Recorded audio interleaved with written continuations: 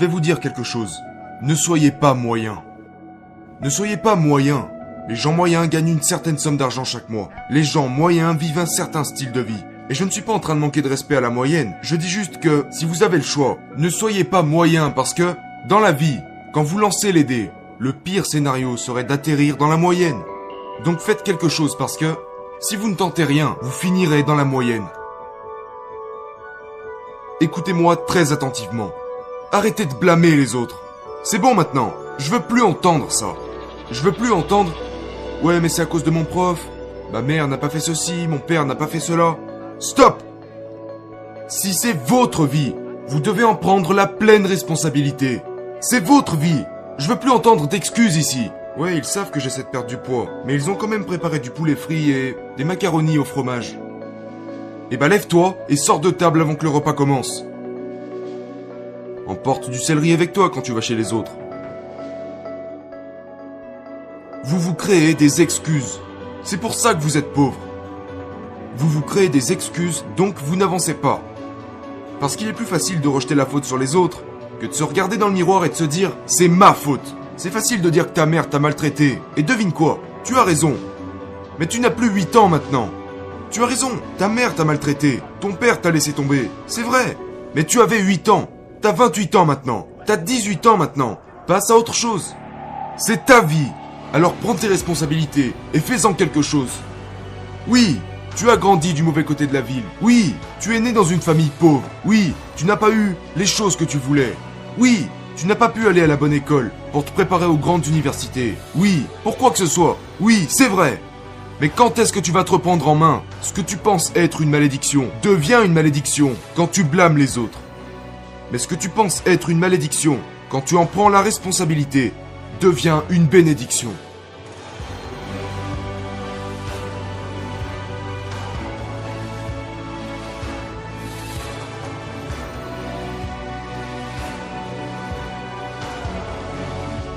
Je veux que vous sachiez quelque chose. Plus votre rêve est grand, plus il sera difficile de le réaliser. La chance, c'est pour les lutins. Et vous en êtes pas un.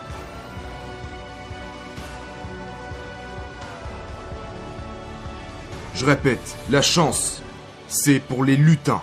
Et vous en êtes pas un. Je vais pas vous réciter un conte de fées. Mais ce que je veux vous dire, c'est que si vous êtes prêt à passer en mode bestial, vous pourrez avoir tout ce que vous voulez. J'en suis la preuve vivante. Vous pouvez partir de zéro. Vous connaissez mon histoire. Ma mère était une adolescente. Ma grand-mère a eu 14 enfants. De zéro. Une maison, 2 chambres, une salle de bain. Ma mère s'est fait expulser parce qu'elle est partie de zéro. Quand je suis allé au lycée, j'étais en décrochage scolaire. J'étais un sans-abri. Ça m'a pris 12 ans pour obtenir un diplôme qui aurait dû me prendre 4 ans. À l'université, je suis parti de zéro.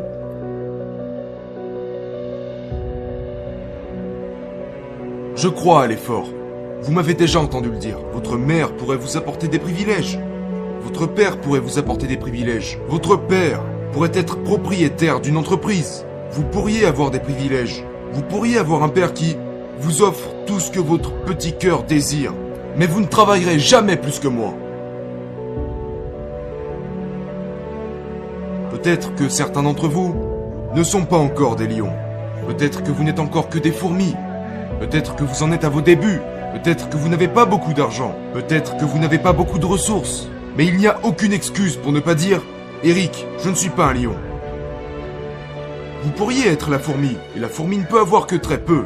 Mais elle est déterminée, elle est forte. Elle a un rêve, un objectif, et elle fera tout ce qu'il faut pour y arriver. Mais j'ai besoin que vous compreniez que plus votre rêve est grand, plus vous devrez vous lever tôt.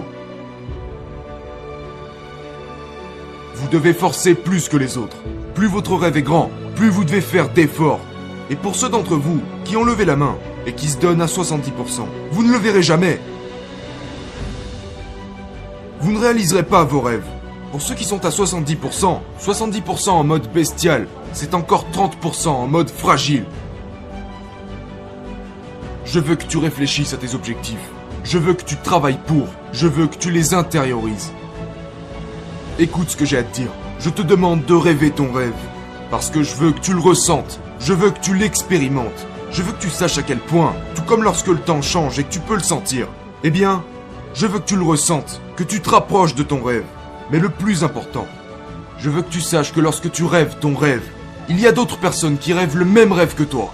Je veux que tu saches que quand tu dis « je veux accomplir ce rêve », eh bien, tu n'es pas la seule personne à vouloir l'accomplir. Et maintenant, je vais te poser cette question. Qu'est-ce que tu fais quand tu sais que des milliers d'autres personnes veulent exactement la même chose que toi? Qu'est-ce que tu fais quand tu n'es pas le seul à vouloir gagner $1 million par année? Tu n'es pas le seul à vouloir être président. Tu n'es pas le seul à vouloir devenir PDG. Comment fais-tu lorsque tu n'es pas le seul à vouloir ce que tu veux? Comment fais-tu s'il y a des milliers d'autres personnes à vouloir ce que tu veux? Eh bien, tu dois plus travailler qu'ils ne le pourront jamais. Tu dois en apprendre plus qu'eux. Tu dois te lever plus tôt et te coucher plus tard. Il faut exécuter et les dépasser. Tu dois passer de 70% à 120%. Parce que plus le rêve est grand, plus il est difficile à atteindre. Écoutez-moi très attentivement. Vous fuyez les obstacles, alors que c'est ces mêmes obstacles qui vont vous faire passer au niveau supérieur. Vous fuyez la douleur, vous fuyez les challenges. Et après vous me dites que la vie est dure. Est-ce que vous allez comprendre que c'est la difficulté qui vous prépare à atteindre les sommets? Pourquoi vous n'arrêtez pas de pleurer? Pourquoi moi? J'arrive pas à comprendre. Pourquoi j'ai un cancer? Pourquoi ma mère est morte? Pourquoi je me suis fait virer? Mais quand est-ce que vous comprendrez? Écoutez, ça vous est arrivé parce que c'est la tension qui mène à la grandeur. Arrêtez de fuir les épreuves et allez les chercher. Écoutez-moi très sérieusement. La raison pour laquelle vous faites ce que vous faites est bien plus importante que ce que vous faites.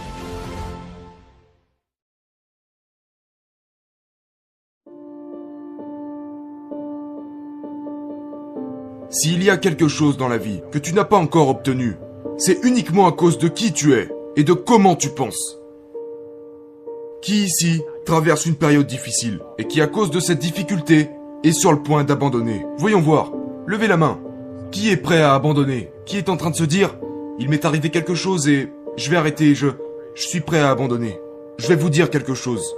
Vous pouvez trouver une raison pour continuer. Et vous savez pourquoi vous pouvez trouver une raison pour continuer? Et pourquoi vous êtes assez fort pour le faire? Parce que vous êtes humain. Et chaque humain a ce qu'il faut pour surmonter tout ce qu'il traverse. S'il décide de le faire. Passez au travers. Passez au travers. Les tragédies et les épreuves, tout le monde en a. Mais seuls les plus forts survivent. Et si la raison pour laquelle vous faites ce que vous faites n'est pas claire, vous devez revenir en arrière et tout reprendre à zéro. Parce que si votre pourquoi n'est pas clair, vous ne le ferez pas. Pourquoi? Parce que la vie va t'envoyer une poignée de conneries au visage. Et je vais vous dire un truc, je me fous de savoir qui vous êtes. Parce qu'avant de pouvoir réussir, la vie vous mettra à genoux. Si vous êtes faible, vous serez pauvre. Et je ne suis pas là parce que je suis le meilleur. Je suis là parce qu'ils ont essayé de me briser, mais qu'ils n'y sont pas arrivés. J'ai besoin que vous passiez un temps considérable à rêver chaque jour. Laissez-moi vous dire pourquoi. J'ai remarqué que les gens qui rêvent, et les gens qui rêvent grand, ont une vie différente des gens qui ne rêvent pas.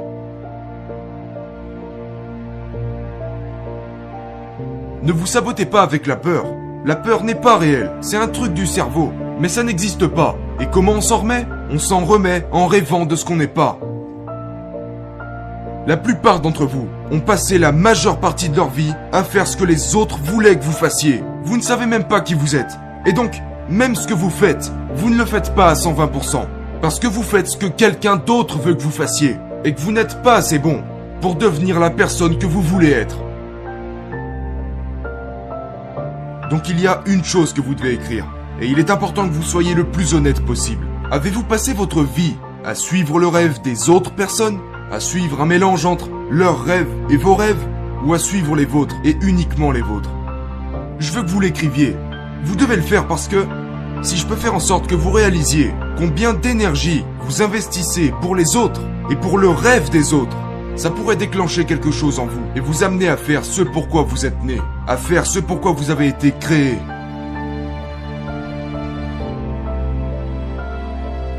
J'ai besoin que vous vous concentriez sur la raison pour laquelle vous êtes né en premier lieu. Pourquoi êtes-vous ici sur Terre, à cette époque particulière? Que faites-vous ici?